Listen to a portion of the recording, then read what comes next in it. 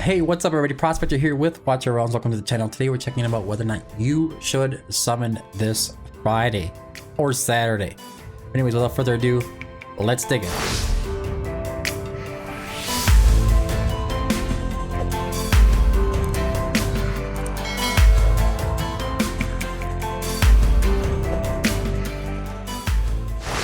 Alright, so as always, I'd like to cover some of these other things here. We have the Crazy Invocation of Spirits.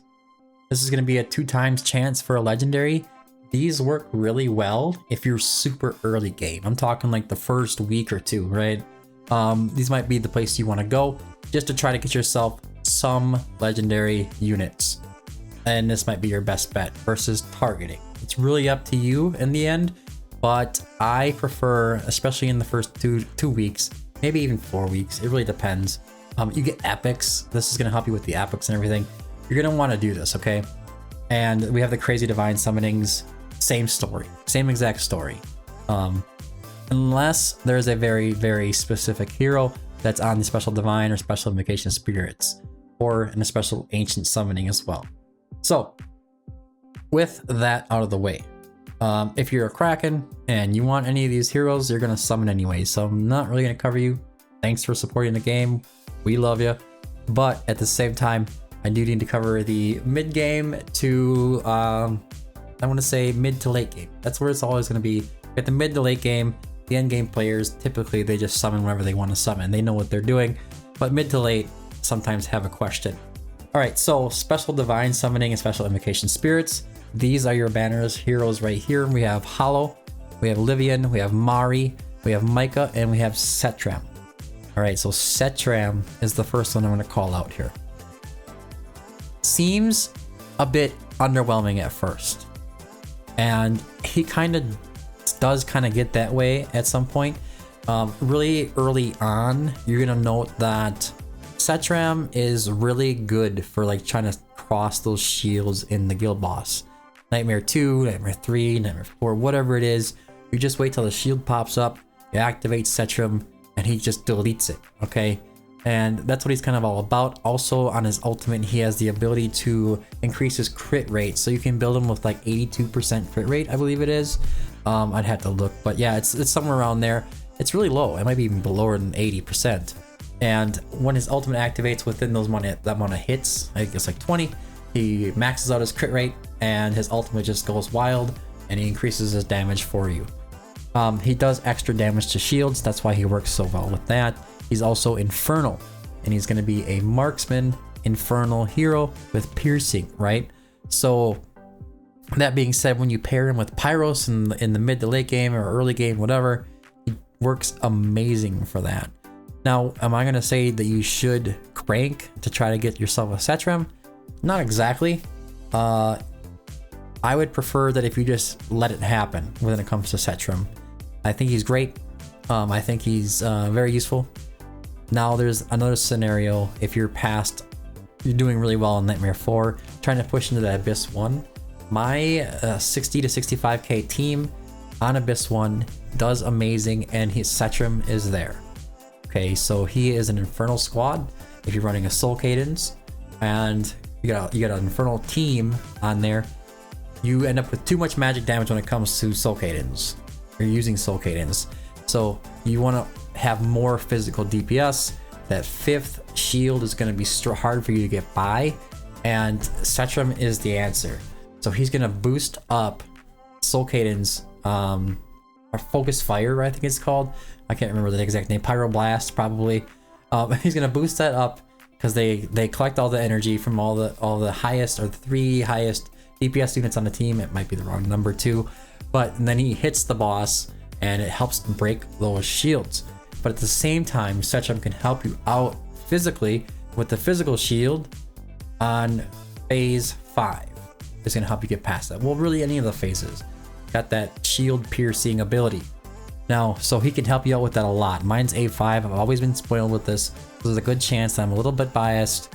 It's really up to you at this point. If you're trying to push Abyss 1 and you have that specific team that's running, you know, Soul Cadens, maybe Lord Phineas, Alien, all them guys, and you're struggling with the physical shields, Setram's your answer.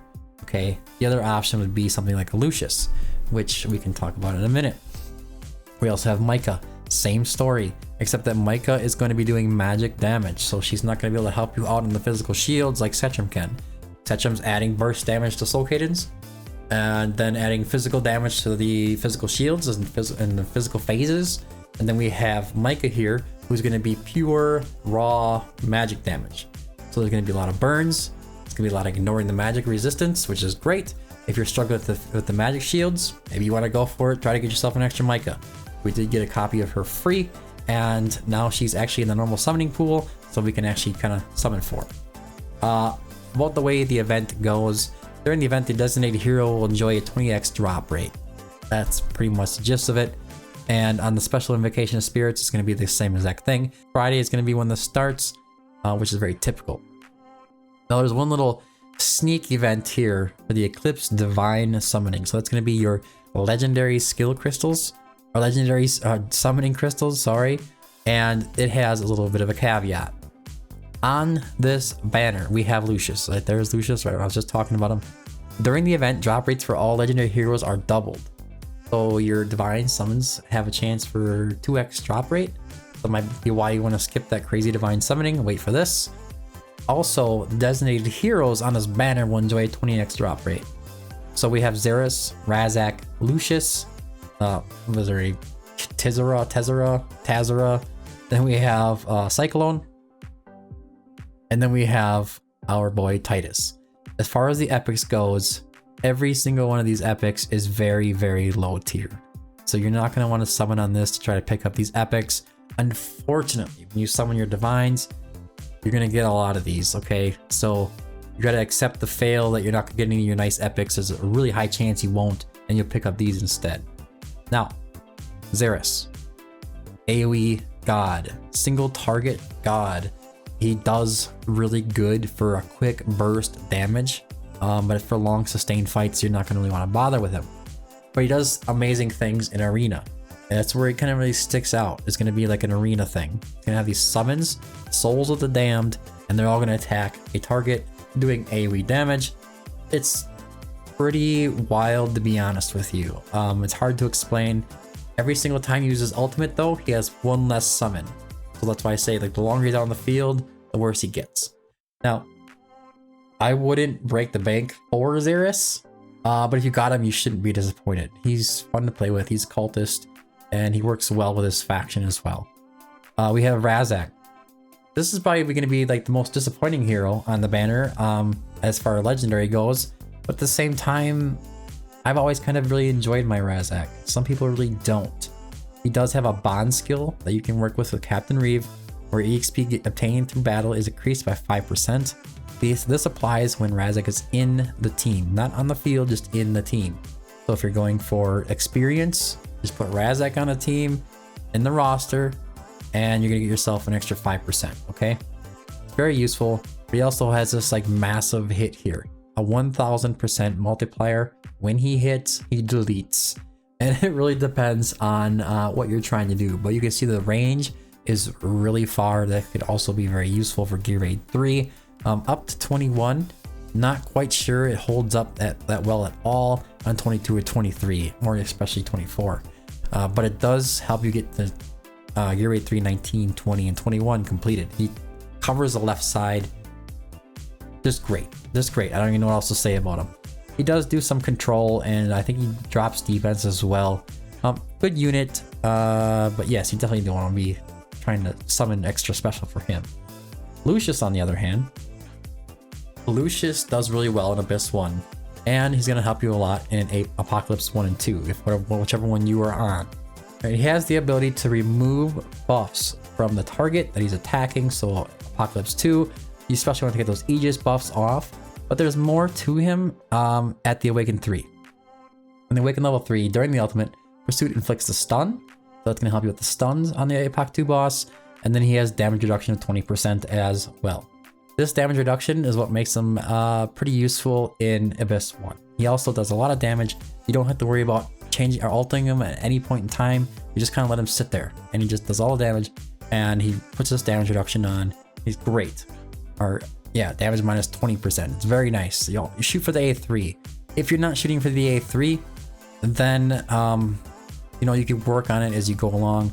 But that being said, I think this is overall a decent banner. You'll be disappointed in your epics. And as long as you don't pull a Razak, you should be happy. And even if you do, he's actually useful depending on who you are. It depends on your account. If you got Nyx, you don't need him, you know. He also works pretty good in the Furious Torrent because you can bypass all those things, take out the tridents, and he's pretty useful for that. Niche situation, but he's also very good in faction trials, so you shouldn't be too disappointed. Anyways, guys, that's all I have for today's video. I hope you found it helpful. You know, let me know in the comment section if you're going to summon and what you're going to summon for.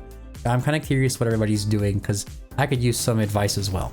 Now, I'm covering this Wednesday, so I'll have some time in between here and tomorrow, or after the release of this video, to see your comments, and I'll try to respond the best I can. But anyways, I've been Prospector. Don't forget to like and subscribe, follow over on Twitch, join Discord, add yourself to the prospector.gg website, set up your profile. I've been the Prospector. Thanks for tuning in, and until next time, keep digging.